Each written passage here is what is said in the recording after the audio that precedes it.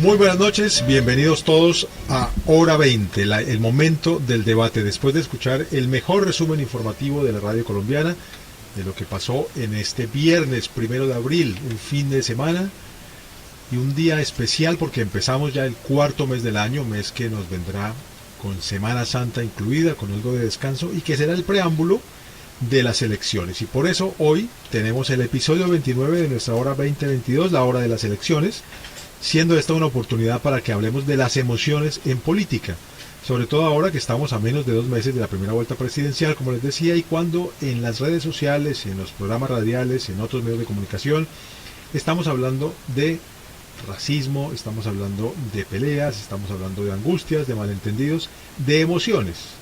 Así que vamos a analizar el panorama político a la luz del informe final del proyecto que se llama Tenemos que hablar Colombia, que lo hemos mencionado otras veces aquí en Hora 20 de Caracol Radio, y el cual revela que la emoción que más nos domina, sorprendentemente, es la tristeza. Digo sorprendentemente porque tantas veces hemos dicho que Colombia es el país más feliz o uno de los más felices del mundo, pues por lo menos en política no lo es tanto. Lo que nos domina es la tristeza. Esa es la emoción con la cual tomamos las decisiones, quizás a la hora de votar. Vamos a hablar de la emocionalidad, de los discursos de campaña, de las consecuencias de estas emociones y de los desafíos que los candidatos tienen en esas circunstancias para conquistar a sus posibles votantes. Saludo a los panelistas que nos acompañan esta noche. Como siempre, les doy las gracias por acompañarnos y especialmente por acompañar a los oyentes de Hora 20, el programa de debate más escuchado en la radio colombiana. Empiezo por usted, Claudia Restrepo. Buenas noches. Buenas noches, Alfonso, y para todos. Claudia Restrepo es rectora de la Universidad EAFIT. Nos acompaña también Mauricio García Villegas. Buenas noches, Mauricio. Buenas noches, gracias por la invitación. Mauricio es abogado, es profesor en la Universidad Nacional, columnista en El Espectador, autor del libro El País de las Emociones Tristes. Carlos Arias, también nuestro panel. Carlos, buenas noches. Muy buenas noches a toda la audiencia de Hora 20. Carlos Arias es profesor universitario en el Externado de Colombia, gerente de comunicación pública y política en la firma de Estrategia y Poder. Y completa nuestro panel Alfredo Schlesinger. Alfredo, buenas noches. Alfonso, muy buenas noches a todos los panelistas y también a la audiencia que nos acompaña. Alfredo es politólogo, consultor en asuntos públicos. Entramos en materia de inmediato porque les decíamos que en medio de la campaña, que ustedes todos conocen porque escuchan permanentemente para lograr la presidencia de la República, se están cruzando distintos discursos políticos que en buena medida lo que buscan es emocionar al electorado. Muchas veces se ha dicho que de lo que se trata es de sacar a la gente a votar con algún tipo de emoción. Lo hemos dicho en contextos positivos, en contextos negativos, pero claramente se transmiten emociones. Por eso estas se pueden convertir en un eslabón clave en la estrategia que siguen los candidatos para conseguir el voto. Sin embargo, estas emociones pueden estar condicionadas. Un ejercicio metodológico que se llama Tenemos que hablar Colombia, que es impulsado por 6 universidades y recogió más de 1.400 conversaciones con 5.000 personas, mostró que a partir de ese diálogo el país no está tan polarizado como se cree. Hemos dicho muchas veces que a lo largo de la historia republicana colombiana hemos tenido como 2 bandos, uno más a derecha o más a izquierda, más liberal, más conservador, más progresista, más continuista, pero que en general están enfrentados. Pues esta conversación dice que no. Y también tiene otro hallazgo sorprendente, ese de que los colombianos estamos tristes cuando hablamos de cambio en aspectos como la política, la corrupción o la cultura. Estas cosas, política, corrupción, cultura, nos dan tristeza. En ese sentido, la rabia, la ira no predominan, como tampoco el enojo, pero sí otras emociones como la incertidumbre, el terror y la preocupación.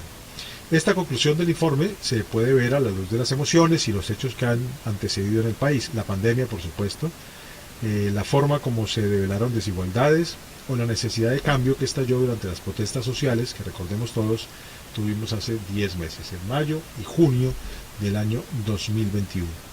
También este panorama se ve atado a la satisfacción de la ciudadanía con la democracia y con las instituciones y la forma como éstas responden a lo que la sociedad necesita.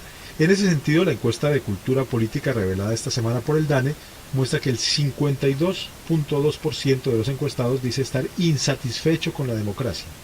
Más de la mitad de los colombianos no nos sentimos satisfechos con el sistema democrático.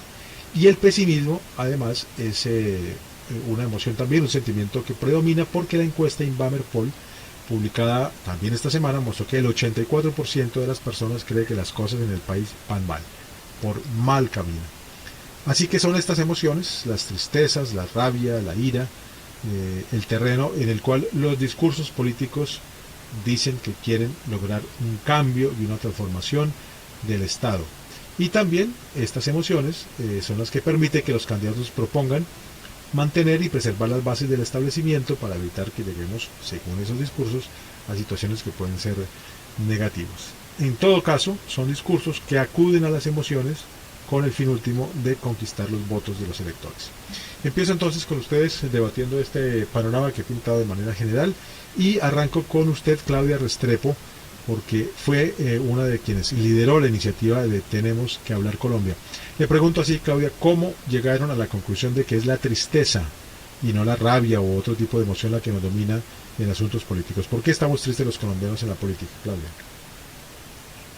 Bueno, pues lo primero es precisar que cuando nosotros abordamos la conversación estaba asociada a 3 preguntas. ¿Qué quieren cambiar los colombianos? ¿Qué mejorarían? ¿Y qué mantendrían?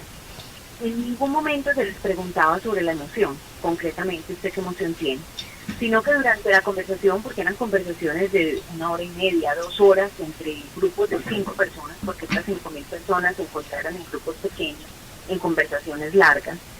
Durante esas conversaciones había un equipo de facilitadores y mediadores mirando, recogiendo lo que había en esa conversación. ¿Y qué nos encontramos? Lo primero era que 6 de 10 personas elegían y preferían quedarse conversando sobre qué cambiar. O sea, lo primero, un hallazgo era que había un interés y un deseo profundo de cambiar cosas. Pero además, cuando hablaban de cambiar, la mayoría de las expresiones, las emociones que expresaban eran de frustración, eran de desasosiego, de anhelos no cumplidos, un poco de insatisfacción. Pero, por ejemplo, te voy a decir algo, nosotros nos habíamos preparado como universidades metodológicamente para enfrentar conversaciones difíciles. Habíamos dicho, había un protocolo en caso de que las conversaciones se rompieran, entre otras porque estas conversaciones se hicieron entre agosto y noviembre del año pasado, posterior a todo este movimiento y esta explosión social que hubo. Entonces lo esperado era que iba a haber mucha radicalidad, iba a haber mucha polarización, iba a haber rabia, íbamos a tener que suspender. Y la verdad es que alrededor de 1.432 conversaciones que hicimos, solo 14 tuvieron que ser suspendidas porque cumplieron con los protocolos como cívicos y de confianza en la conversación. Entonces, lo primero que nos encontramos era que había una necesidad de conversar, una necesidad de desahogar. No había esa polarización, o al menos eran capaces de ponerse de acuerdo durante la conversación, pero además la mayoría de las emociones que asociaban cuando hablaban de las cosas que cambiar estaban determinadas por ese tipo de emociones o de sentimientos que te estoy planteando. Frustración, ruptura, miedo, en algunos casos asociados a lo que podría ser el futuro, pero no eran emociones de rabia las que se estaban identificando. Que sí, por ejemplo, cuando las personas preferían hablar de lo que mantendrían, que eligieron la biodiversidad, la cultura, la constitución, todavía creen en el país, la emoción predominante en esas conversaciones de qué mantener eran conversaciones más de alegría, más de una emoción distinta, más de futuro, más de esperanza. Entonces, obviamente entender qué es el contexto de la conversación también lo que nos ha permitido analizar qué tipo de emociones, expresiones y sensibilidades había en el momento en el que estaban conversando sobre los temas en concreto de los que estaban conversando. Recuérdenos, Claudia, usted ha mencionado 6 universidades. ¿Cuáles fueron estas universidades que participaron del estudio? Nosotros nos unimos 6 universidades, 3 públicas, 3 privadas. El propósito era que además tuviéramos alcance territorial para poder garantizar que la conversación fuera representativa. Entonces nos unimos la Universidad de los Andes, la Universidad Nacional, la UIS, la Universidad de Santander, la Universidad del Valle, la Universidad del Norte y EAFIT, todas ubicadas en una zona de influencia que nos permitiera poder convocar al mayor número de personas alrededor de esa región. Compartimos facilitadores y profesores de las diferentes universidades, y que fueron formados como en una metodología para poder hacer captura de la conversación, facilitarla y luego además recoger los resultados de la misma para poder garantizar pues, que tuviéramos como la mayor representatividad y la mayor escucha de lo que estaba pasando en esas conversaciones.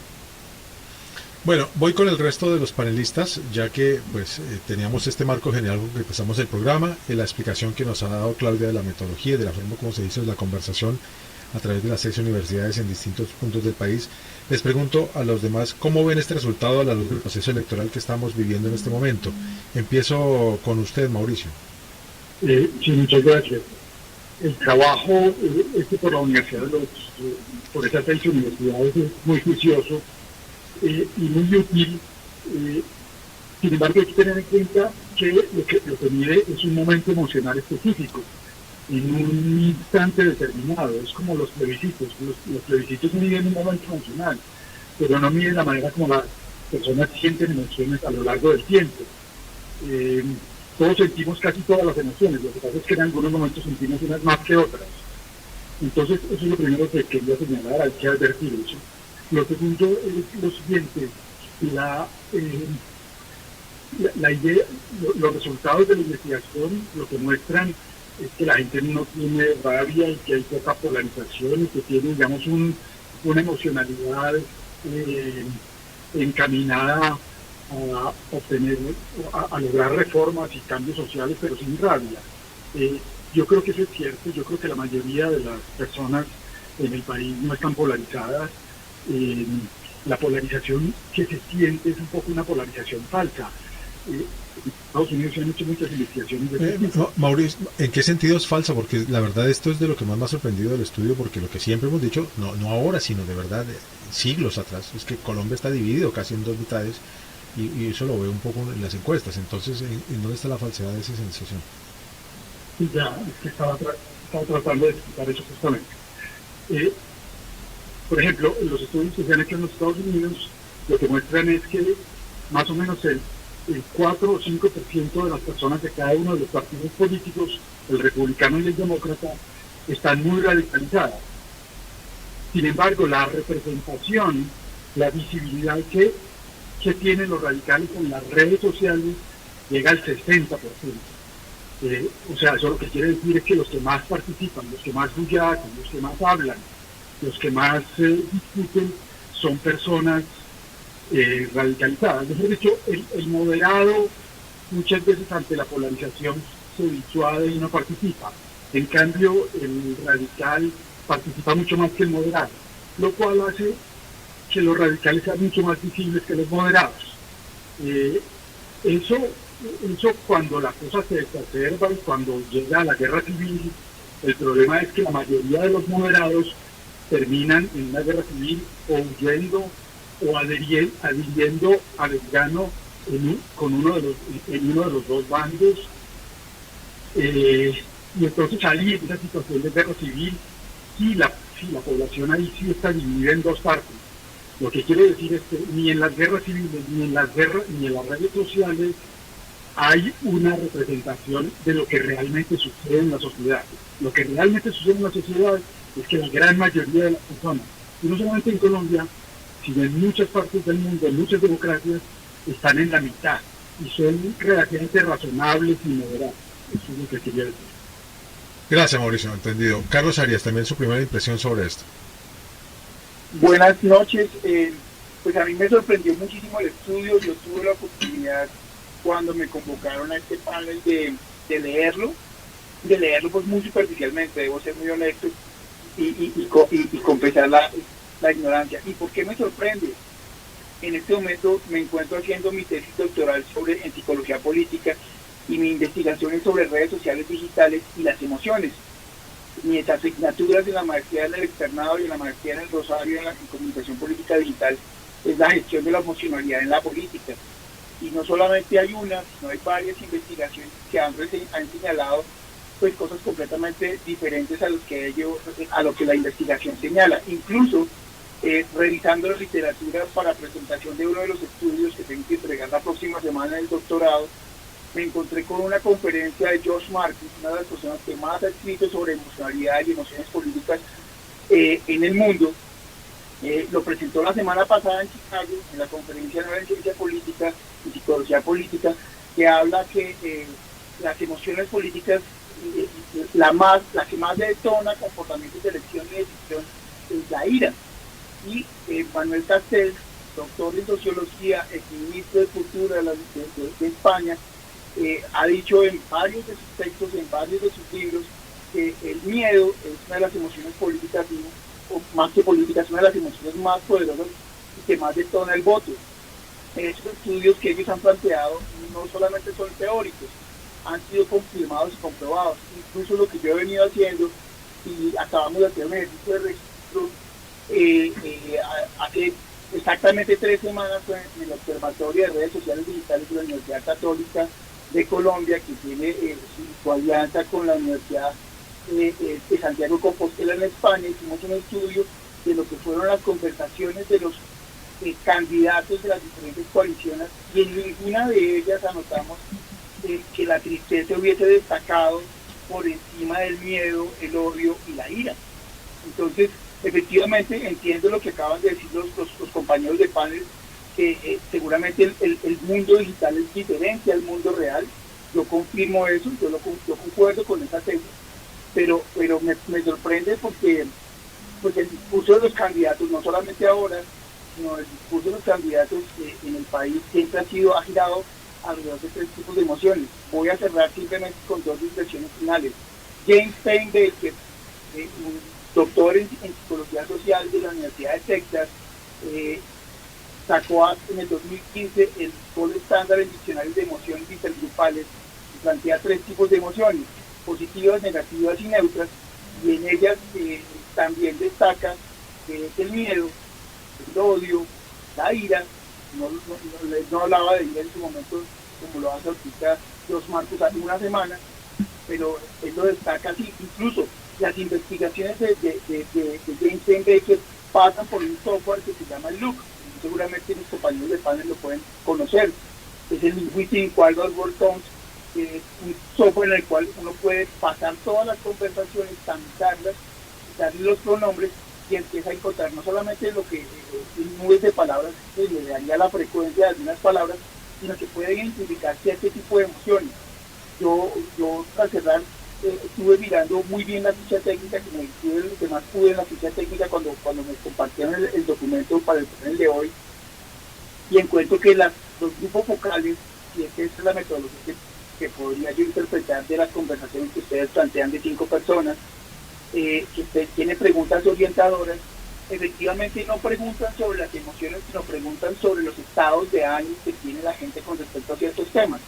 Pero en ninguna de ellas, de esas preguntas orientadoras, se habla específicamente sobre comportamientos de elección y decisión, que es lo que está primando hoy en el discurso electoral.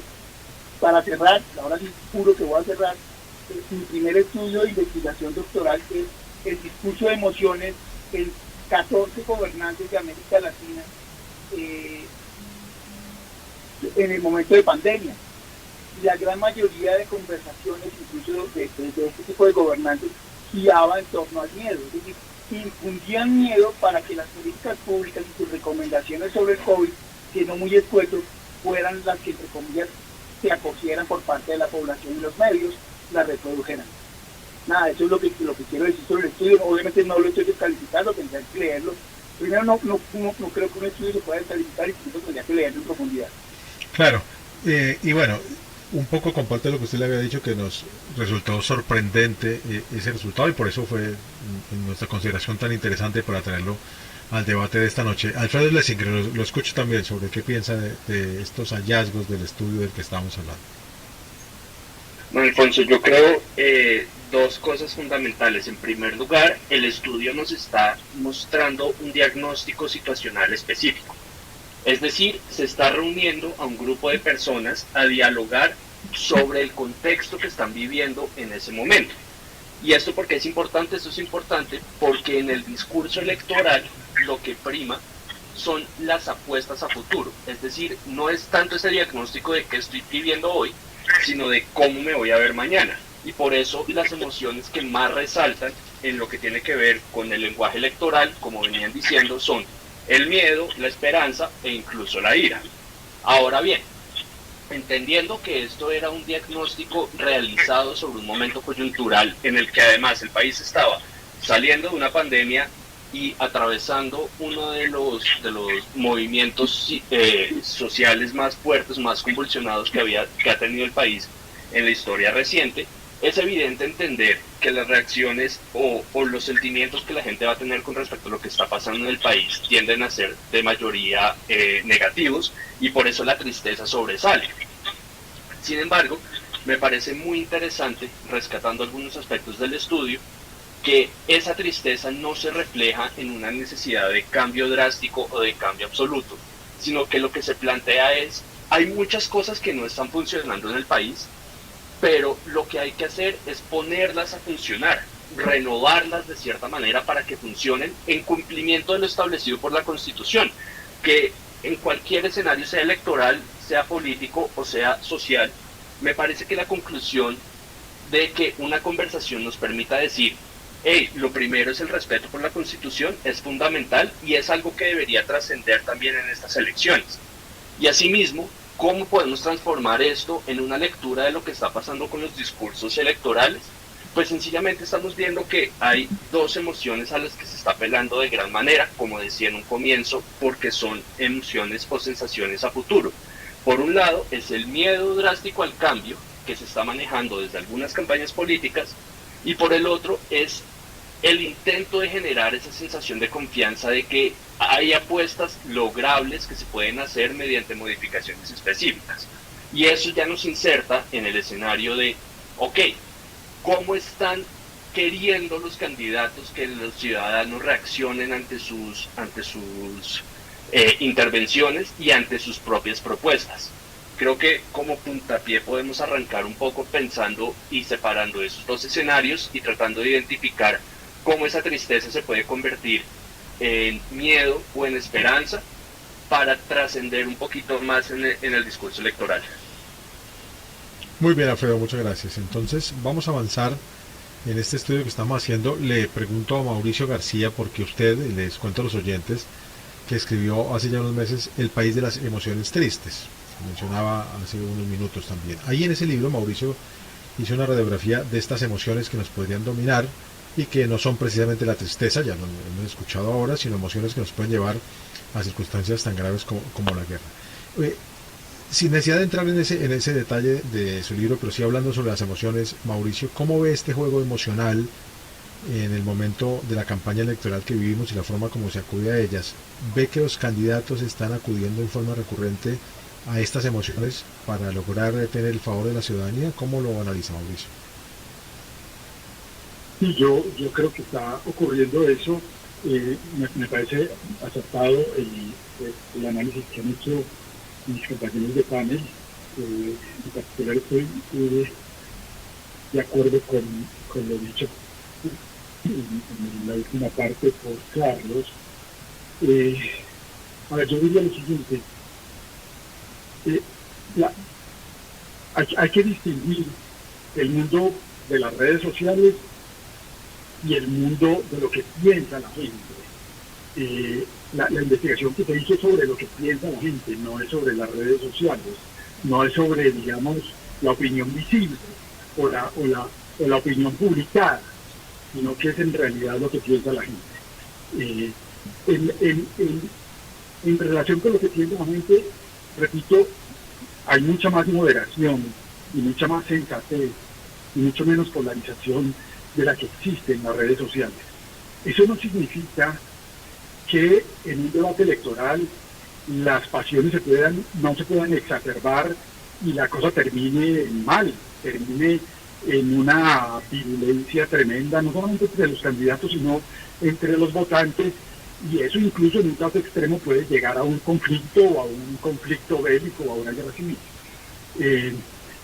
Los candidatos presidenciales, sobre todo aquellos que lo que intentan es mostrar los peligros y el miedo, generalmente tienen mucho éxito.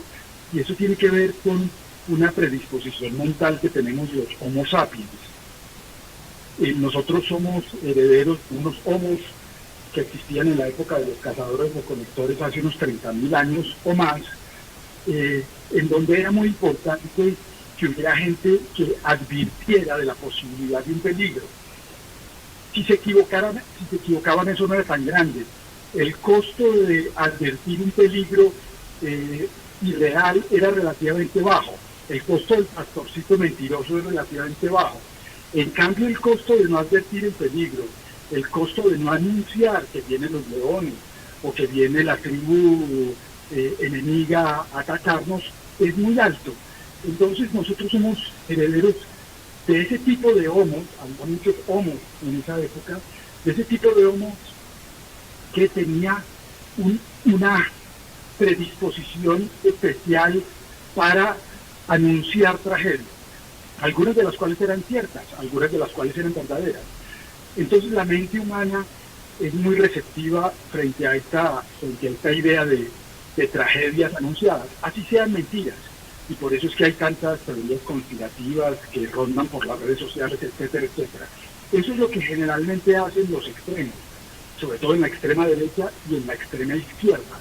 Y eso realmente es muy rentable, y siempre ha sido muy rentable en la historia de Colombia. Yo creo que el desafío fundamental que está ocurriendo hoy en día en esta elección es que hay un contraste entre quienes anuncian tragedias si uno de los candidatos llega al poder, y otras personas que lo que dicen es no, lo que hay que buscar es otro tipo de emociones, la emoción de que sí se puede, la emoción de que puede haber cambios a través de las reformas, cambios a través del entendimiento, de la coordinación, de la solidaridad, etcétera, cambios que pueden ser pacíficos y que dependen mucho de que nos entendamos y de que trabajemos juntos.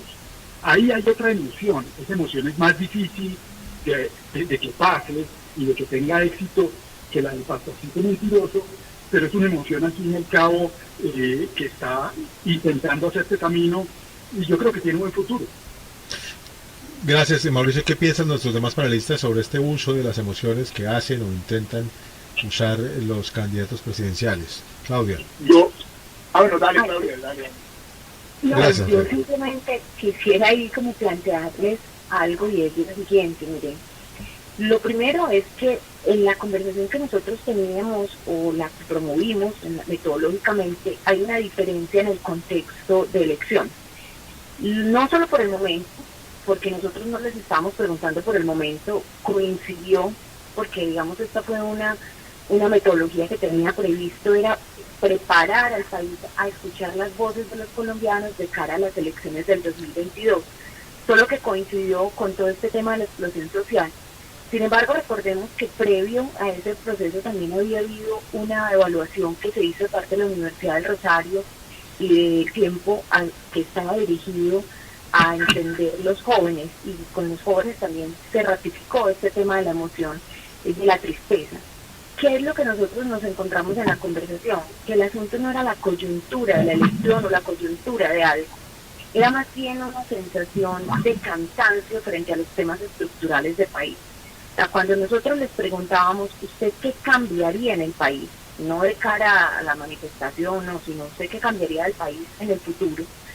Ellos hablaron de la educación, hablaron de la corrupción y hablaron de la política. Y cuando hablaron de la política, luego nos dimos cuenta, contrastando, que no es una falta de credibilidad en la política como ruta, sino de las prácticas y de los comportamientos de los políticos.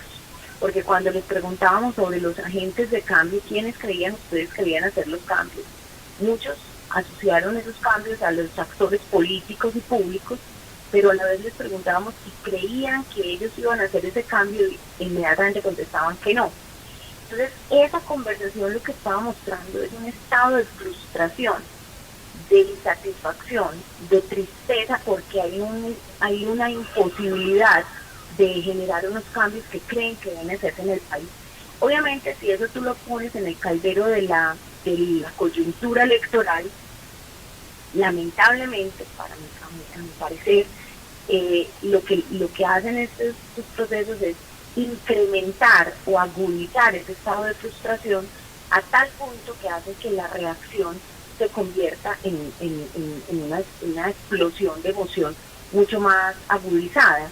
Distinto es si por el contrario uno acudiera a esa desesperanza o esa tristeza que tienen los colombianos y por el contrario tratara de apalancar ese proceso para poder hacer cambios y transformaciones.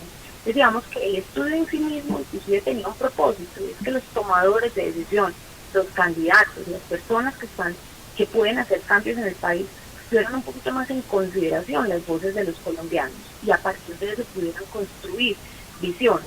Lo que uno ve hoy es un escenario bastante desdibujado de eso mismo, que es lo que en el largo plazo termina agotando a los colombianos, que es esa exacerbación de emociones que al fin y al cabo dejan un sentimiento de zozobra, no ya una emoción temporal, momentánea, sino un sentimiento un poquito más extendido de zozobra y de insatisfacción, porque en última se sienten abordados o acorralados por un momento en el cual tú tienes toda la razón para seguir desconfiando de la política, desconfiando de que no va a haber cambios, desconfiando de los actores públicos y políticos que deberían hacer los cambios. Entonces, Claudia, eso es en realidad lo que uno ve en este momento. bien, Claudia, gracias. La interrumpo porque vamos a escuchar a Alfredo, que nos pedía la palabra hace instantes, pero después de un breve corte en que vamos a escuchar la actualidad de lo que pasa en el mundo del deporte a esta hora en Caracol Radio.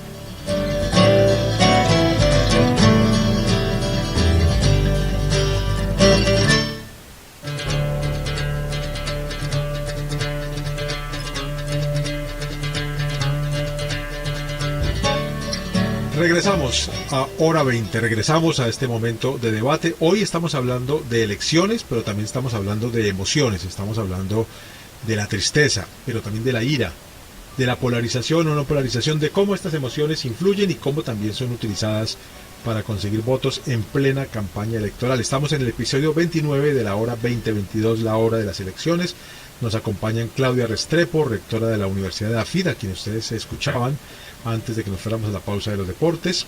Mauricio García Villegas, abogado, profesor de la Universidad Nacional. Lo hemos inquirido sobre su libro El País de las Emociones Tristes. Le hemos preguntado sobre eso. Carlos Arias, profesor universitario. Alfredo Schlesinger, politólogo y consultor, quien justamente nos pedía la palabra hace pocos minutos. Así que voy con usted, Alfredo, para que sigamos hablando de ese uso de las emociones en las campañas. Bueno, Alfonso, por honor a la verdad, creo que era Carlos el que estaba pidiendo el uso de la palabra, pero ya que me la diste, quisiera sintetizar un poquito lo que estaba diciendo Claudia, en gran medida porque yo no estoy diciendo o no estoy en desacuerdo con ella con respecto a la intención que tenía el estudio en el momento específico en que se hizo. Es decir, yo no digo y no planteo que este estudio se haya hecho como respuesta al momento convulsionado y a la pandemia y que de eso se estuviera tratando los resultados que esta arrojó. Sin embargo, sí quiero plantear la diferencia fundamental que hay entre este tipo de estudios y la pregunta que se tiene que hacer en un momento electoral. ¿Por qué? Porque reflejan condiciones temporales diferentes. Y eso es fundamental para entender también que este tipo de elecciones, o cualquier tipo de elecciones a nivel político, es una decisión absolutamente emocional, en tanto que se está jugando precisamente con esa intención o ese deseo de ver cómo va a ser el país y cómo va a ser el ordenamiento político a futuro.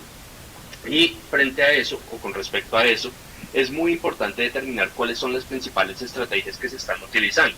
Entonces, por un lado, está la evidente y clara estrategia de nosotros no representamos una amenaza política como la que se ha visto en otros horizontes, es decir, apela al miedo de la gente con lo que ha pasado en otros países.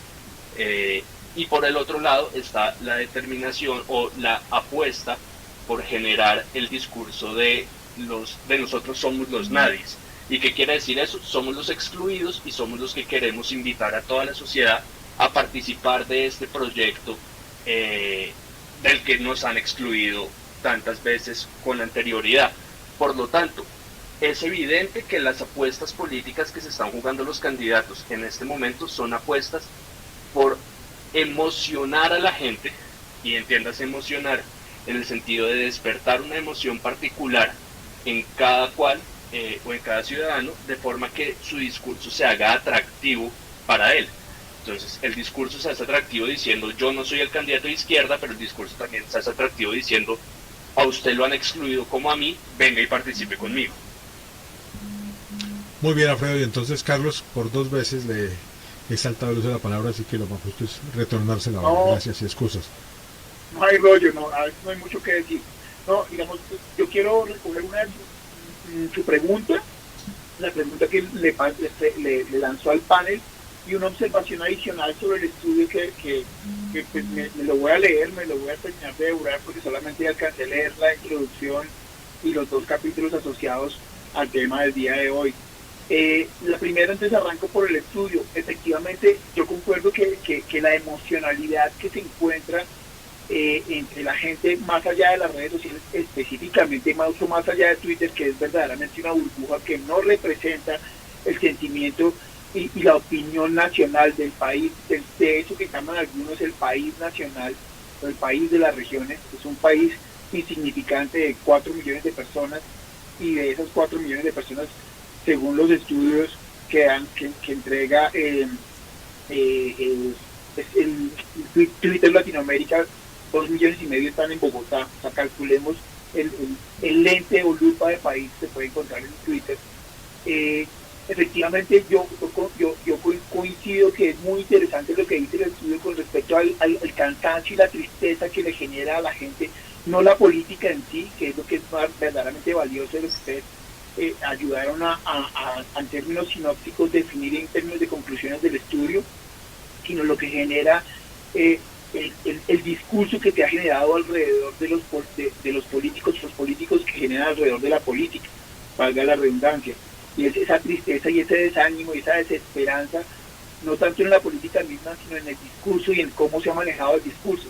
Y creo que desde allí una estrategia para empezar a retomar la pregunta que lanzaste al aire, una estrategia que podría empezar a retomarse por parte de los políticos, y eso hace parte poco de lo que yo estoy investigando, que seguramente se va a ver en la segunda vuelta, porque yo no creo que haya ganador en la primera, es que vamos a encontrar más propuestas, más emociones asociadas a las propuestas que indignación, ira y ataque, que fue lo que encontramos en la primera fase. Les mencionaba en la primera intervención que en el observatorio... Carlos, pero que eso, lo que usted está diciendo es que esas propuestas las encontraremos desde ahora mismo, en las últimas semanas, o ya para la segunda vuelta. Yo creo que los encontraremos en los estertores de esta primera vuelta y en todo lo que será la segunda vuelta. ¿Por qué? Porque la emoción asociada a la ira y el odio, que buscaba generar una diferenciación entre los perfiles políticos de los diferentes casi 20 y pico de candidatos que alcanzamos a tener en coaliciones, creo que eso sí va a desaparecer. O no va a desaparecer del todo, pero sí va a ser mucho menor. ¿Por qué? Porque la gente está abrumada, está agotada de lo que llaman la polarización. Que esa polarización se exacerba, no solamente desde las emociones, sino que se evidencia en las redes sociales, y que lamentablemente el palo es para todos, se reproduce en los medios de comunicación, porque genera clic, porque gana rating, porque hace que los titulares sean más llamativos, porque hace que los periódicos vendan más, porque hace que, digamos, los programas de opinión, lamentablemente o afortunadamente, dependiendo del lente como que lo miren, vayan más políticos y menos analistas, o más analistas asociados a políticos que analistas asociados a medios, a academia, ¿sí? Ahí, como digo, el lazo es para todos. Entonces, para cerrar, yo lo que creo es que el estudio es muy importante, porque nos permitiría, o le permitiría a un equipo de campaña empezar a advertir qué tipo de entramados temáticos asociados con emociones son los que necesita escuchar la gente para abandonar esa desesperanza y esa tristeza. Y 2, creo que a pesar de que el odio, el miedo, la ira, como decía Marcus la semana pasada en Chicago, son preponderantes en ejercicio de comportamiento de elección y decisión electoral, si se llevan o si se despolarizan, si se desmitifican y se llevan más a esas emociones íntimas, van a ser mucho más valiosas en la segunda fase del proceso electoral colombiano, después de que pase la primera vuelta.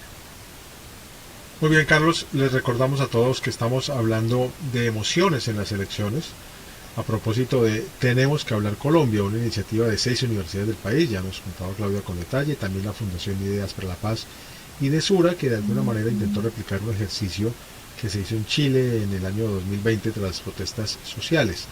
Este proyecto también se da acá a partir de este estallido social del año pasado y que habló con personas de distintas zonas del país, etnias, géneros y edades, sobre qué cambiar, qué mejorar y qué mantener. Así que seguimos hablando de este asunto en nuestra coyuntura de las elecciones en Colombia. Y entonces quiero preguntarles algo más a propósito de lo que último que decía Carlos, es en este futuro inmediato, ¿ustedes qué creen que podrá pasar? Escuchábamos en otro espacio de Caracol Radio esta semana a Ariel Ávila, que ahora será senador, pero que ha sido durante muchos años y aún está siendo analista político, diciendo que le tenía mucho miedo a mayo, que mayo podría ser un mes violento, que haya, decía él, que haya quizás en ese momento muchas expresiones de terror, de ira, de angustia real, con atentados, con ataques, pero también exacerbándose las interacciones en las redes sociales. Así que les pregunto a ustedes, a partir de esto que hemos hablado, ¿cómo esperan ese tramo final de la campaña, ese último mes que tendremos ahora desde abril y sobre todo en mayo, antes de que las votaciones ocurran? ¿Quién quiere empezar? Yo me quiero lanzar hablando ¿Sí? mi nombre es Carlos. Sí, Carlos. Yo quiero arrancar porque con todo el respeto por el trabajo que hizo Ariel hace unos años, yo creo que este ejercicio de valerse de ser analista e investigador para ser político es como esa llamada puerta giratoria que nosotros tanto criticamos o tanto señalamos. Entonces, yo creo que político hacer política y analista hacer análisis. Entonces, con respecto ya, y no es con él quiera invalidar o quiera anular a Ariel Ávila, y mucho menos, pero yo creo que esa plataforma política de utilizar los análisis, los estudios y las investigaciones para señalar siempre lo mismo, generar indignación, yo creo que ya es suficiente. Y dos, con respecto a lo que él plantea, es posible que este tipo de ataques o este tipo de violencia se pueda llegar a ver. Lo que pasa es que me parece que es un poco fatalista hoy advertirlo. Yo estoy en contraria, como te dije ahorita.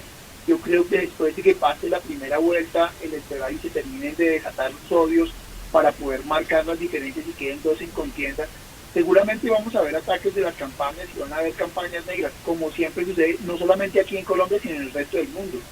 Pero el debate mucho más de fondo va a ir, y estoy convencido de que se va a ir girando mucho más a las promesas, porque hay un desgaste de ese tipo de maniobras estratégicas y tácticas en marketing electoral que han venido sucediendo desde una de las campañas más largas que yo he sentido, no sé si sea la más larga, pero que yo sí he sentido más larga quizá por esta nueva figura de primera y segunda vuelta y coaliciones que ha generado un desgaste en la opinión pública.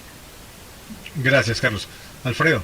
Alfonso, sí, yo a diferencia de Carlos y lo que estaba diciendo con respecto a cómo él ve ese desenlace de la campaña, yo pienso que se van a exacerbar, por lo menos de aquí al final de la primera vuelta, se van a exacerbar los mensajes de diferenciación entre los candidatos. ¿Por qué? Porque es el momento de reafirmar cuál es el apoyo verdadero con el que uno cuenta. La segunda vuelta en últimas va a terminar siendo un escenario de atracción de quienes están indecisos, y ahí el escenario de las propuestas y de los ejes temáticos podrá cobrar un poquito más de fuerza. Pero en este momento lo que tienen que hacer todos los candidatos, por lo menos los que aspiran a llegar a esa segunda vuelta, es reafirmarse en los apoyos que tienen, y eso lo hacen a través de generar esa identificación y esa fortaleza en la identificación de sus votantes y del mensaje que ha tenido desde que comenzó la campaña, que en lo que sí estoy de acuerdo con Carlos, se ha sentido muy larga, y creo que es precisamente por la inclusión de este escenario de consultas interpartidistas que se volvieron casi que unas primarias y que terminaron alargando las posibilidades de elección presidencial.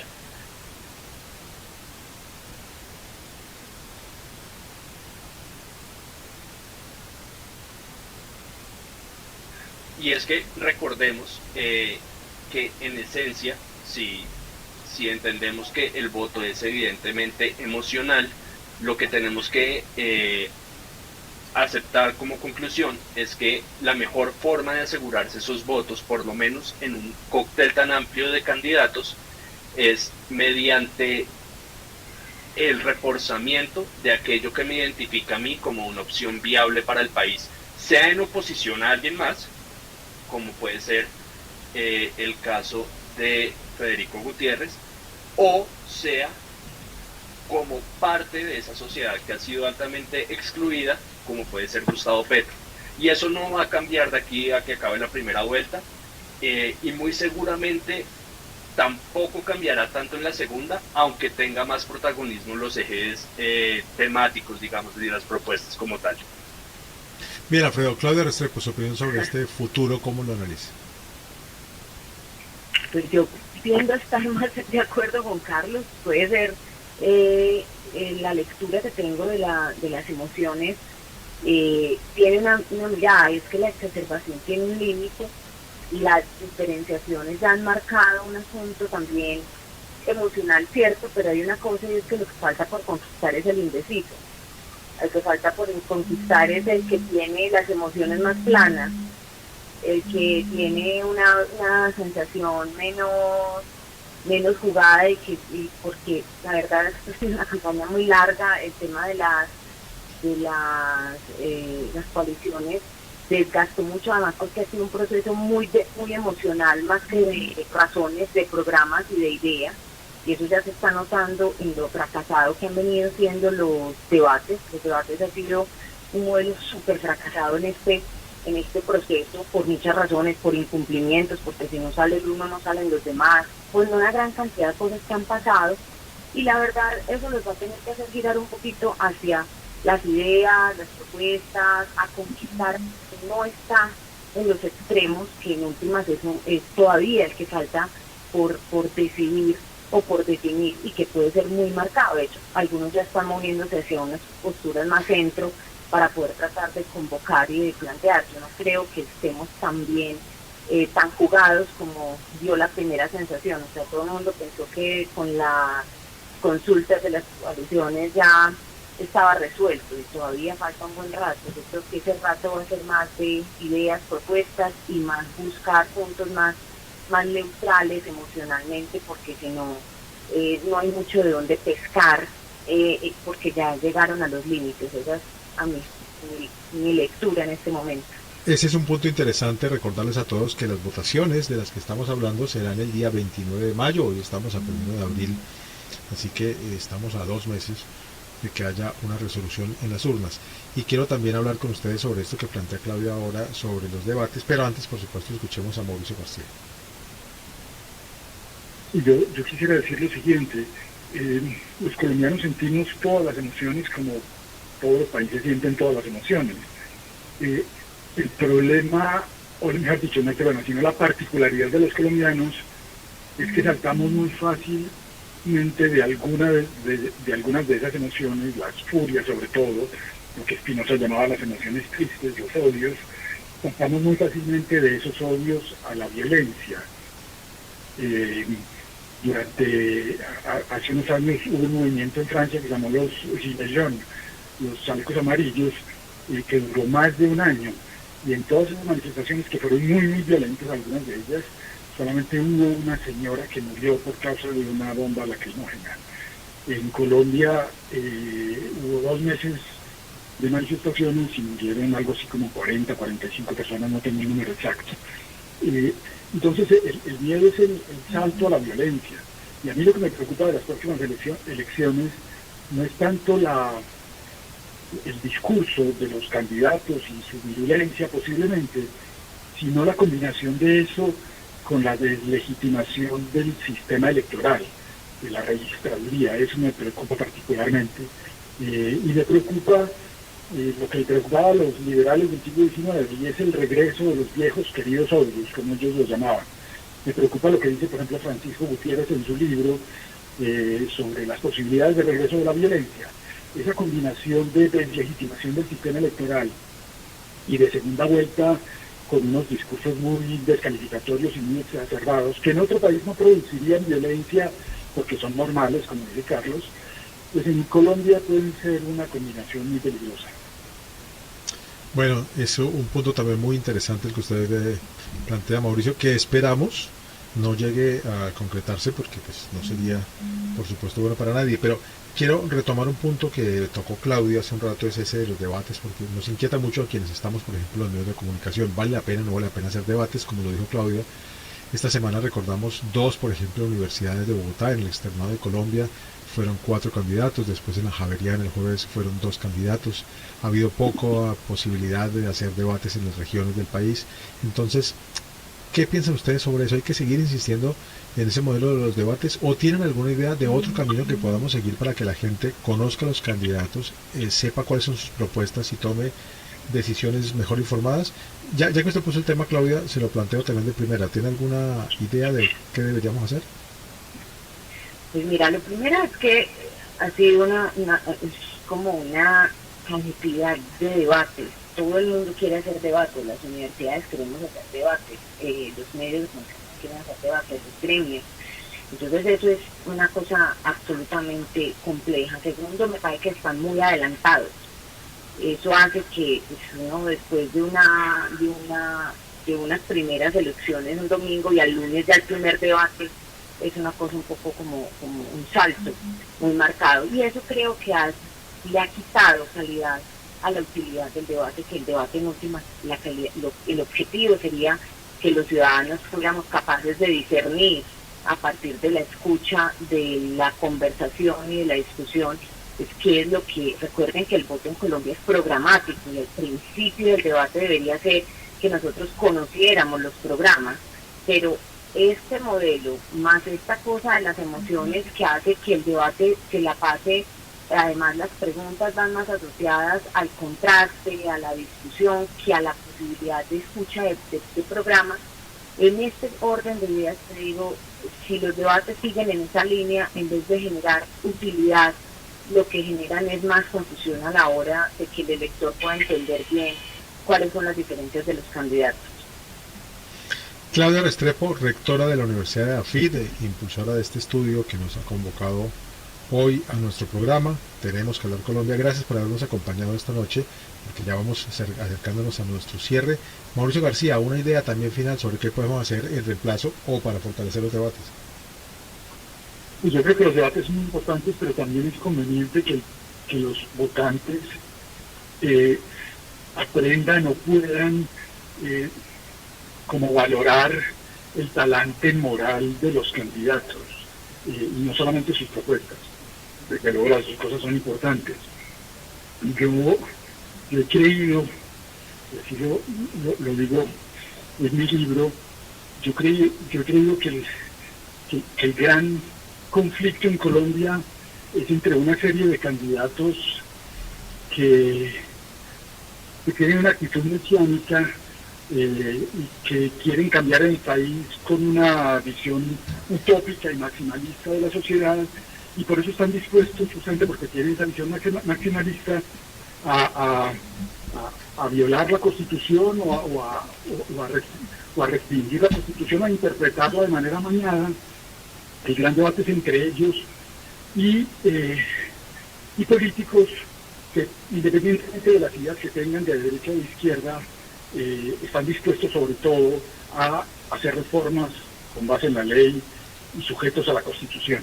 Esa es una actitud moral de la política frente a las instituciones y frente al entorno. Y yo creo que los debates y los encuentros y las discusiones sirven también para eso, para detectar esa actitud moral y emocional al mismo tiempo que acabo de señalar. Muchas gracias, Mauricio, abogado, profesor de la Universidad Nacional. Para el cierre, muy rápido también, Carlos Arias, ¿alguna idea sobre estos debates? Varias cosas, coincidiendo con algunas que ya mencionó Claudia. La primera es que hay que tener en cuenta que es que la personalización de la política dejó por fuera el debate de las ideas. Entonces es más importante hoy la sociedad del espectáculo, el entretenimiento alrededor de la imagen pública, que está asociada a las emociones de los candidatos, y por eso la debatitis ha desgastado el escenario, ha desgastado esa alternativa y esa herramienta absolutamente necesaria para la construcción de climas de opinión o la construcción de ese acervo de conocimiento que tengan los ciudadanos sobre los candidatos. Entonces, yo creo que la primera alternativa, más allá de la crítica ya planteada, es que si fuese posible reducir el número de debates, y eso tendría y obligaría por lo menos a varios medios de comunicación a ponerse de acuerdo en un debate profundo o varios debates profundos sobre diferentes temas, un debate sobre salud, un debate sobre economía, un debate sobre empleo, estoy diciendo cosas en borrador, en el cual participaran varios de los medios y algunos de los gremios. Eso le permitiría a los electores concentrar sus ideas y le permitiría a los candidatos no intentar abstraer y reducir una idea para una política pública en menos de 1 minuto y medio. La segunda, o la tercera mejor, es que tengamos claro algo que en las sociedades y comunicación política moderna ya está sobre el tapete, y es que los debates no logran, no ganan una elección. Pueden hacer perder a un candidato, pero no logran ganar una elección. Eso es simplemente para decir no que no se deben hacer los debates, sino que los debates no deben girar alrededor de los temas íntimos y personales de los candidatos, sino de cómo van a lograr las propuestas o las ideas que han lanzado como globos en algunos momentos en diferentes redes sociales hoy en ese tipo de escenarios, para que las personas empiecen a desmitificar el tema de yo no voy a votar por este o voy a votar por aquel. Es decir, no que el debate le permita a los ciudadanos decir por desechar una opción, sino por hacerse a una opción, porque últimamente lo que hemos venido pasando es que terminamos votando por el menos malo o por el que menos nos gusta. Creo que esos son los 3 elementos que yo plantearía como alternativa. Muchas gracias, Carlos, y cierro con usted también muy rápido, Alfredo Schlesinger, politólogo, consultor. Claro que sí, Alfonso. Bueno, lo primero es que se siente esa sensación de agotamiento por la cantidad de debates. Solo esta semana hubo como 5 o 6 debates, a lo cual es imposible hacer un seguimiento constante de qué es lo que está pasando en el debate político, por lo que me suscribo a la idea que lanza Carlos de establecer menos cantidad de debates concentrados en ejes temáticos específicos que permitan de verdad explorar en esas condiciones, sumando que también permitan identificar el talante moral de los candidatos, como decía Mauricio. Eso por un lado. Y por el otro lado, quiero retomar una de las conclusiones del Tenemos que Hablar, el estudio con el cual comenzamos este programa, y es: hay que buscar esos espacios de conversación con la ciudadanía, de que los candidatos puedan tener esos espacios de reflexión durante una conversación con la ciudadanía, y eso se puede promover desde los medios de comunicación, desde la academia, desde las mismas organizaciones sociales, que le den legitimidad a los espacios para que los candidatos también se sientan en un espacio seguro y no en un espacio de confrontación, porque en último los debates se han vuelto eso, pues como lo dice la misma palabra, se ha vuelto el escenario de competencia en el cual quién gana y quién pierde el debate, perdiendo el sentido mismo de lo que es una confrontación de ideas. Por lo tanto, creo que abrir esos espacios de conversación ciudadana con los candidatos podría ser un paso favorable hacia la legitimidad del proceso electoral que estamos atravesando.